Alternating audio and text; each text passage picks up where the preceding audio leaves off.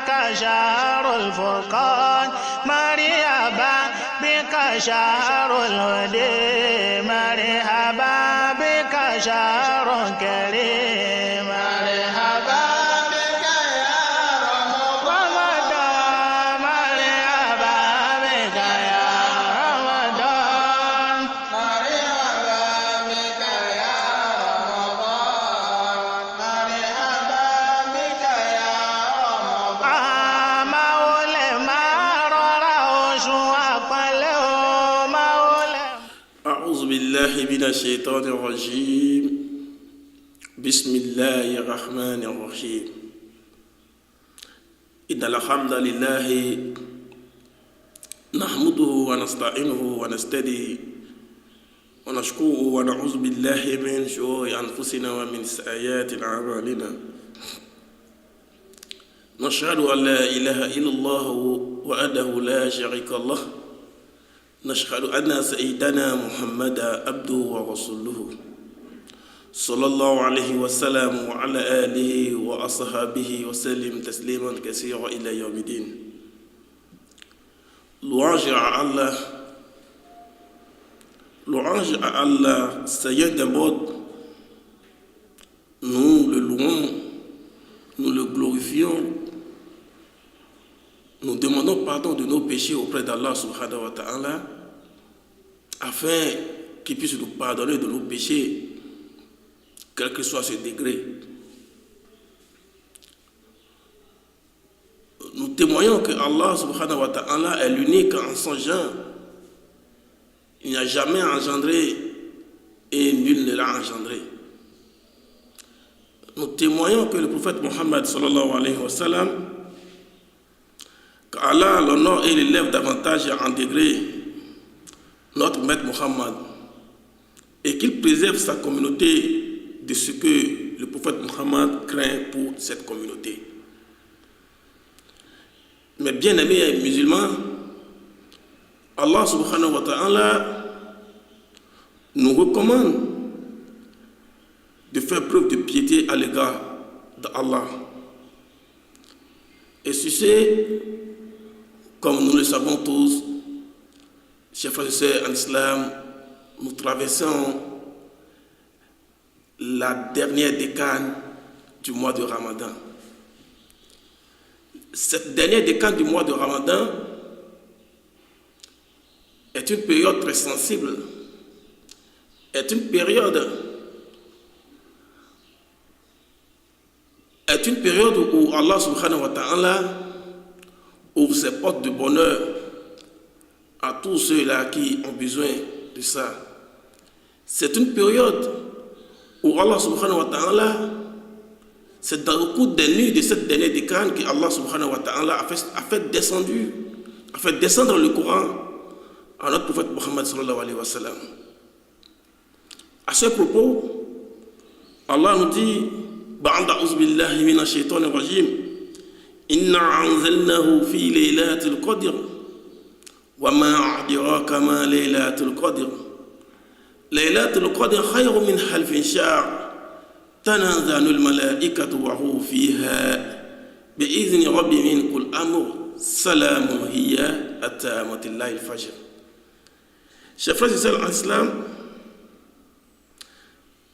c'est à travers ce chapitre de 5 versets que Allah nous a parlé de l'importance de la nuit del Qadr, que nous appelons la nuit de la destinée. Cette nuit d'Al-Qadr, comme nous a enseigné le prophète Muhammad sallallahu alayhi wa sallam, se trouve parmi les 10 dernières nuits du mois de Ramadan. Chers frères et sœurs, c'est-à-dire que nous traversons cette période. Et Allah subhanahu wa ta'ala, en voulant enseigner le prophète Muhammad, a dit Inna anzalnahu fi laylatil qadr. Nous, Allah, l'avons fait descendre pendant la nuit de Al-Qadr. Allah a fait descendre quoi? C'est le Coran pour le prophète Muhammad. Et au même moment, Allah demande au prophète Muhammad, wa ma adraka ma laylatul qadr. Toi, prophète Muhammad, et que sais-tu de la nuit de Al-Qadr, c'est-à-dire la nuit de la destinée? Et Allah lui répond au même moment, Laylatul Qadr khayrun min halfin shahr. La nuit de Al-Qadr est meilleure que 1000 nuits. Lorsqu'on prend toutes les nuits, 1000 nuits sur cette terre, il y a une seule nuit qui est la plus meilleure. Et cette nuit se trouve dans la dernière des Cannes, les 10 nuits qui se trouvent dans le mois de Ramadan. Chers frères et sœurs en islam, nous sommes à cette période, dans les 10 derniers jours du mois de Ramadan, avec tous les mérites et les bénédictions. On compte ces jours bénis restants. Le prophète, faisant des efforts durant ces derniers jours en faisant l'itikaf à la mosquée et les veillées. Le prophète Muhammad sallallahu alayhi wa sallam, au cours de cette période, fait le itikaf. C'est quoi itikaf? C'est la retraite spirituelle. Quand il reste 10 jours, 10 nuits pour que le carême de Ramadan finisse, le prophète Muhammad se retire dans la mosquée pour prier, pour veiller, car Allah subhanahu wa ta'ala a spécifié ce mois béni parmi les autres mois par des spécificités qui n'ont pas, que les autres mois n'en ont pas. Par exemple, parmi ces spécificités, c'est au cours de ce mois que Allah subhanahu wa ta'ala a fait descendre le Coran à notre prophète Muhammad sallallahu alayhi wa sallam. De même, c'est au cours de ce mois que Allah subhanahu wa ta'ala a fait descendre pour le prophète Isa, le fils de Maryam, l'évangile que nous appelons Injil. C'est au cours de ce mois aussi que le Torah pour le prophète Moïse Moussa, fils de Imran, c'est au cours de ce mois. Puisque le prophète Mohammed sallallahu alayhi wa sallam est le dernier venu de tous les prophètes, Allah a regroupé tous ces documents, tous ces livres qui a remis en une seule nuit à notre prophète Mohammed sallallahu alayhi wa sallam. Chers frères et sœurs en islam, dans le mois de Ramadan, comme je l'ai dit tantôt, cette nuit de Al-Qadr est une nuit meilleure plus que 1000 mois. Les œuvres au cours de cette nuit, dans le sens de l'obéissance à Allah, sont meilleures. Même si tu pries tous les jours, toutes les nuits, tu pries à tout moment, la prière de cette nuit de la destinée à Al-Qadr est plus meilleure que les autres, parce que ça remplit beaucoup de bénédictions.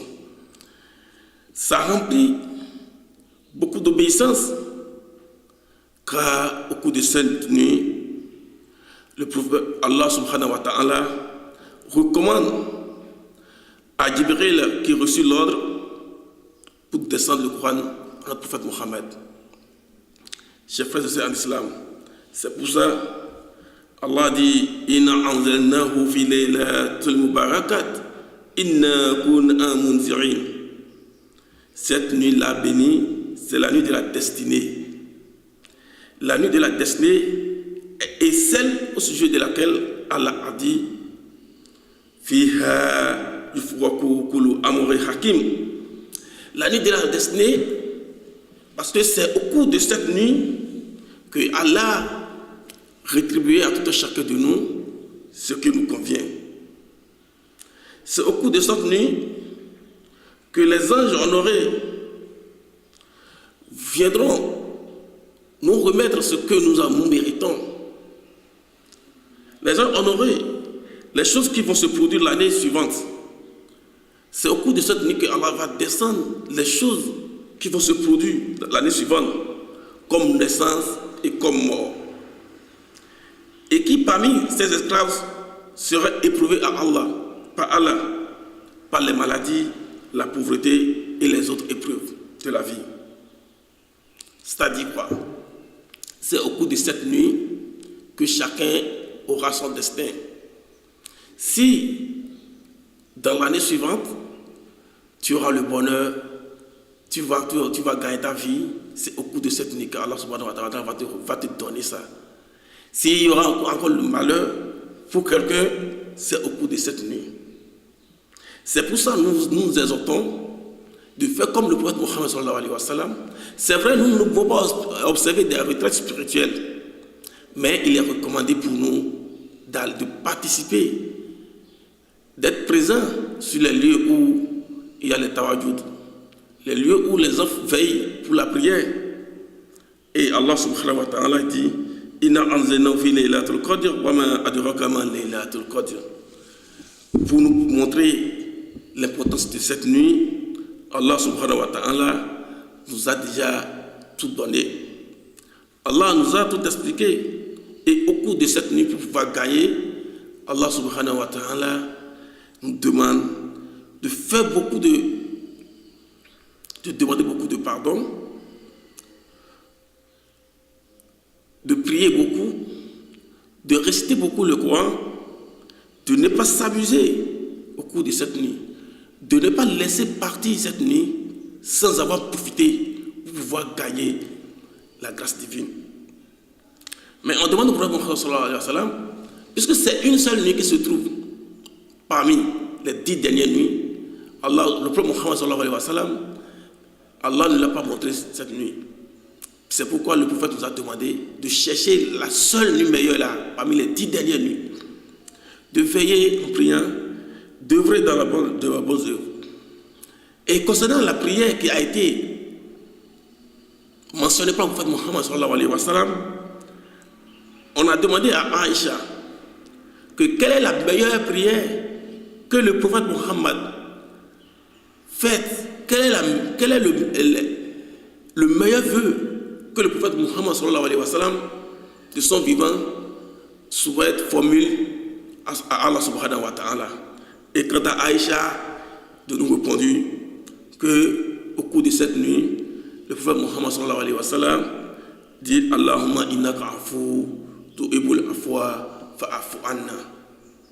Donc c'est la meilleure formulation, le meilleur vœu qui est recommandé par le prophète Mohammed sallallahu alayhi wa sallam de faire au cours de cette nuit. C'est Allahumma innaka afu tuhibbul afwa fa'fu anna. Ce qui veut dire, oh Allah, tu es celui qui pardonne, tu agrées le repentir, alors pardonne-moi. Oh Allah, tu es celui qui pardonne, tu agrées le repentir, alors pardonne-moi. Chers frères et sœurs en islam, quoi de beau, quoi de meilleur que ça lorsqu'on est fidèle musulman? Où allons-nous encore chercher cette bénédiction si ce n'est pas en tant que musulman, en tant qu'esclave d'Allah subhanahu wa ta'ala? Les savants nous ont montré par quelle manière on peut reconnaître cette nuit de Al-Qadr.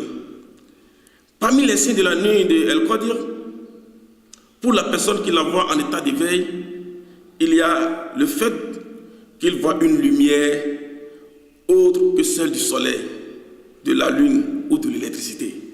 C'est que la nuit là, cette nuit spécialement, pour quelqu'un qui est en état d'éveil, verra une lumière qui n'est pas celle du soleil, verra une lumière qui n'est pas celle de la lune et verra une lumière qui n'est pas celle de l'électricité.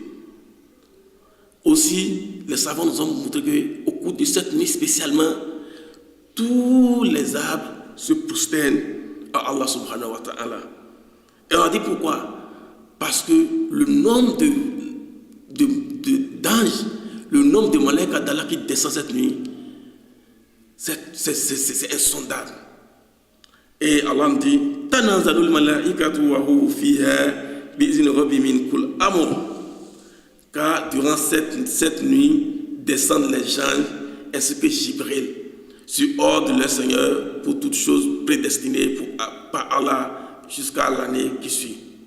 Ces gens-là descendent cette nuit pour partager, pour distribuer ce qui est destiné à tout chacun de nous. De toi et moi, est-ce qu'on sait ce qui est destiné pour nous? Est-ce qu'on sait ce qui est destiné pour nous dans l'avenir, pour l'année prochaine? Et c'est cette nuit que les anges, sous la conduite de leur maître, de leur patron, l'ange Gabriel, vont distribuer ce qui est destiné à chacun de nous.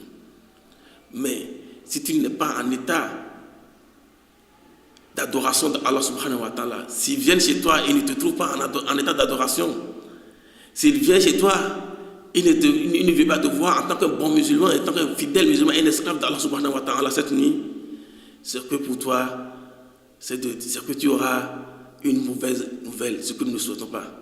Mais lorsque ces gens descendent et viennent te voir en état d'adoration, alors, Inch'Allah, tu auras une bonne nouvelle pour l'année prochaine. Chers frères et sœurs en islam, il est important pour nous de veiller en priant, de veiller en demandant le pardon à Allah subhanahu wa ta'ala. Il est important pour nous d'œuvrer dans le sens du bien en cette période où le mois de Ramadan s'achève, que ce soit dans la journée ou bien dans la nuit. Dans la journée, faisons beaucoup de bien, aidons nos prochains, ayant l'écoute de nos proches, œuvrons pour le bien, pour l'épanouissement de nos proches. Et la nuit, prions beaucoup. Prions Allah subhanahu wa ta'ala, car c'est le seul moyen pour nous d'avoir l'agrément et la bénédiction d'Allah subhanahu wa ta'ala. Sachez, mes frères et sœurs en islam, il convient aux musulmans d'œuvrer dans les actes d'obéissance dans toutes les nuits de Ramadan. Peut-être cela considérera-t-il avec la nuit de la destinée, et ce, afin de ne pas rater la récompense d'avoir veillé cette nuit dans l'obéissance. Même s'il n'y a pas vu, mais si tu n'as pas vu des signes en état de veille ou de songe, prépare alors ta provision pour la journée, pour le jour du jugement et rendez-vous de compte. De compte à avoir même avant qu'il ne soit pas trop tard pour toi. Prépare-toi, prépare l'avenir, prépare cette vie, cette terre que tu es, et prépare aussi ta tombe. C'est l'occasion pour toi de te préparer, pas pour la vie, mais de te préparer pour la tombe, parce que tu ne sais pas ce que tu iras rencontrer.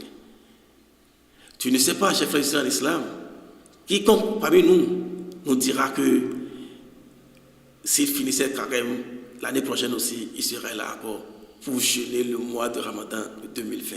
Il n'y en a pas. C'est pour ça que le prophète Muhammad sallallahu alayhi wa sallam nous exhorte à la prière, nous exhorte à la pénitence, nous exhorte à demander pardon, à faire beaucoup d'istighfar, parce qu'on ne sait pas à quelle heure, à quel moment la mort peut nous frapper. Et c'est ce que nous faisons aujourd'hui. C'est ça qui va nous accompagner, qui sera une bénédiction pour nous. Mes frères et sœurs en islam, ne perdons pas le temps. Œuvrons dans le sens du bonheur. Œuvrons dans le sens du bien. Œuvrons dans le sens d'Allah subhanahu wa ta'ala et de son messager, le prophète Muhammad sallallahu alayhi wa sallam. Car c'est la seule voie pour nous d'avoir l'agrément d'Allah subhanahu wa ta'ala. Et sur ce, nous prions Allah subhanahu wa ta'ala d'accepter notre prière en cette période et même après le mois de Ramadan. Nous prions Allah subhanahu wa ta'ala d'accepter notre prosternation, d'accepter notre istighfar. Nous prions Allah subhanahu wa ta'ala d'accepter notre jeûne, toutes les bonnes actions que nous menons au cours de ce mois, que Allah subhanahu wa ta'ala compte ça parmi les meilleures œuvres qu'il va agréer dans ce bas monde. Nous prions Allah subhanahu wa ta'ala que Allah nous prête longue vie afin que nous puissions longtemps bénéficier des grâces du mois de Ramadan sur cette terre. Car, je vous le dis, comme j'ai l'habitude de le dire, quand le mois de Ramadan s'achève, c'est une joie pour certaines personnes. Malheureusement, pour les hommes de foi, pour les hommes, pour les vrais croyants, c'est du mécontentement, parce qu'on ne sait pas si encore le prochain mois de Ramadan va nous serons parmi ceux-là qui vont le voir sur cette terre. Non, ce n'est pas l'occasion pour nous de se réjouir que voilà, le Ramadan est en train de terminer, nous allons recommencer encore avec nos bêtises. Là, le vrai croyant ne doit pas se réjouir quand il voit le mois de Ramadan s'achever. Quand il voit le mois de Ramadan fini, parti, il doit commencer par regretter, par même pleurer, car les savants, les grands hommes de foi, ils pleurent quand le mois de Ramadan part.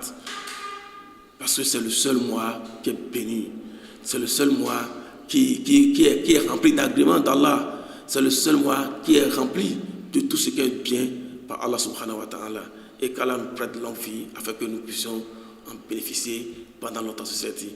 Qu'Allah fasse miséricorde et à notre maison Royal TV et à toute l'équipe de cette maison, qu'Allah fasse longue et que tous les projets en cours pour cette maison, que Allah subhanahu wa ta'ala fasse que ces projets soient réalisables et que afin que tous les fidèles musulmans et que tous les spectateurs de Royal TV puissent en bénéficier. Wa sallallahu ala sayyidina Muhammadin wa ala alihi wa ashabihi wa sallim tasliman kaseera ila yawmiddin. Wassalamu alaykum wa rahmatullahi wa barakatuh. Alayka ragmu li shaytan.